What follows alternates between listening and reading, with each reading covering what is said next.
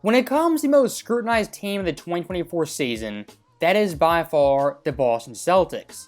And in my personal view, Jayson Tatum, their superstar and their leader, their best player, is the most overanalyzed nitpick player in the entire league.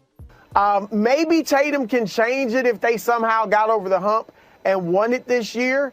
I don't see them doing that. But yeah, Edwards has surpassed. And let's face it, before the off-the-court problems, Ja Morant had passed Jayson Tatum. And look, maybe it's just me, when I see ESPN Fox Sports, it's always Tatum versus some young rising star. He's almost kind of the bar or the standard for when you are a superstar player. And whether it be Anthony Edwards or Ja Morant, whoever it may be, those guys, first off, get compared to Tatum. And most of the time, those analysts put that younger player ahead of him despite less playoff success, less big-time games, and Game 7 heroics. That's what I've noticed. And when it comes to the Celtics' overall team, a very similar deal. As if Boston wins by 25 points, but Tatum shoots, I would say, 9 of 23. What's the media's focus? Not Boston, their team dominating. It's Tatum not shooting well. And what do they overlook? Tatum's all-around game. Grabbing 12, 10 boards, 6, 7 dimes, and playing great defense. They don't talk about that. The best guys never have 6 games like this. Right. Never. You know what I mean? In a row in the postseason. Right. Where it's just like, oh, you've been subpar for 2.5 weeks. And here's the funny thing. If Boston does lose, which they rarely do, and Tatum has a great game, then what's the story? Not Tatum the individual, but Boston losing. This team, Tatum in general, is in a lose-lose scenario. As if they win the championship, what's it going to be? Well, they were supposed to do it, everyone knew they would, and they finally did. But if they lose, the narrative that Tatum's a choker that Boston yet again came up short. And one of the more annoying Boston narratives I have to deal with is the narrative Jayson Tatum somehow isn't clutch. And look at Tatum's resume, numerous big-time clutch games, big shots throughout his entire career. I mean, look at Game 1 versus the Pacers.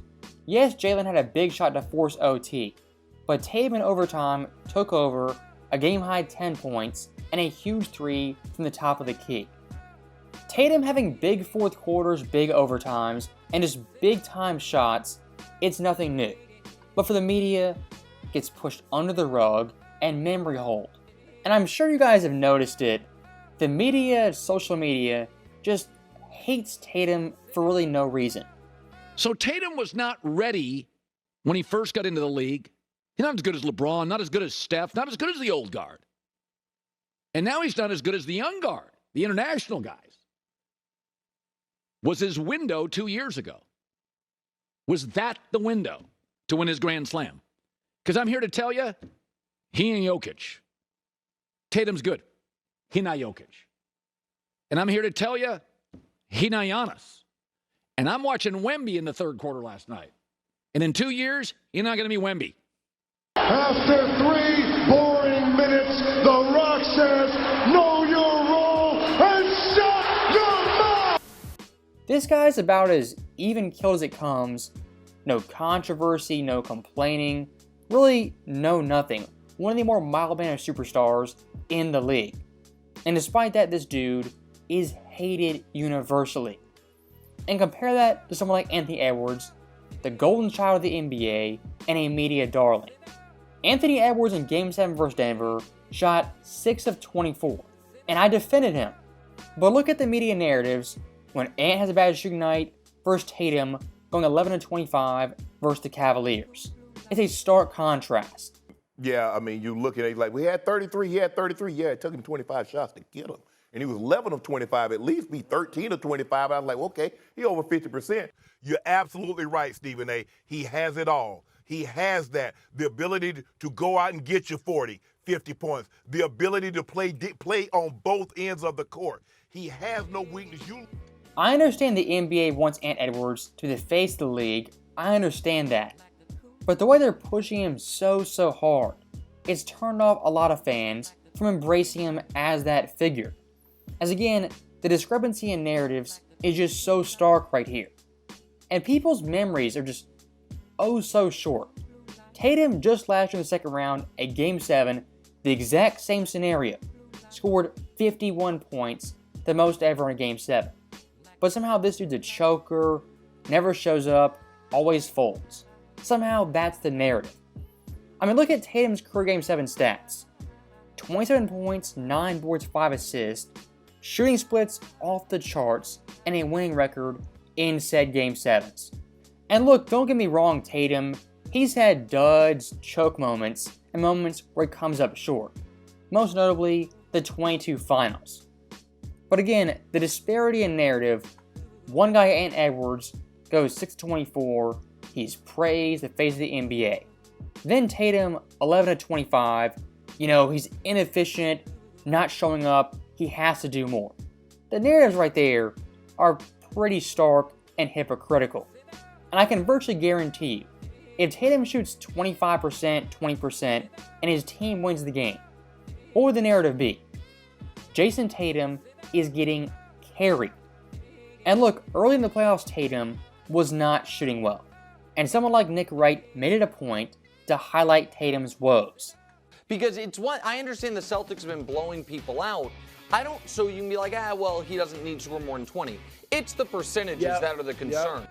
Now, what Nick won't tell his audience is that Tatum now is averaging 25, 10, and 5, leading Boston in points, rebounds, and assists.